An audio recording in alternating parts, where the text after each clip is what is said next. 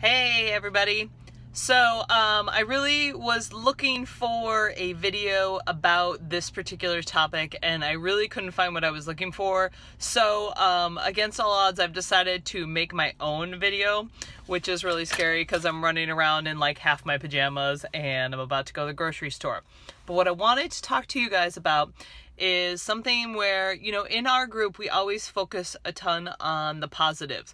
What's going well? What have you been doing that's been great? How are you moving forward? But I want to address one other thing that sometimes stops us from moving forward so that you can be aware of it. Not so that you can be paralyzed by it, but so that you can be aware of it. Because I've had a kind of a serious thing that keeps coming up for me, and it's been stopping my momentum a little bit. And I want you to be aware of your enemies that stop you from making progress towards the things that you want to make progress towards.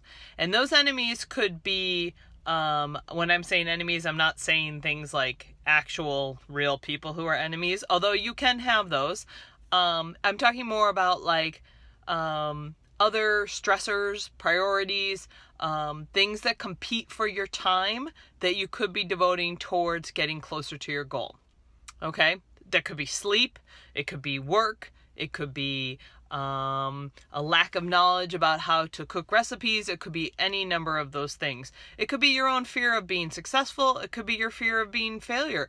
But it's important for you to know your enemies, become aware of them, and then figure out how you want to address them. And you may not be there yet. You may still be trying to figure out who are my enemies or what are my enemies in me trying to get a little bit healthier, lose weight if that's your goal, get fitter, get stronger, anything like that. Okay?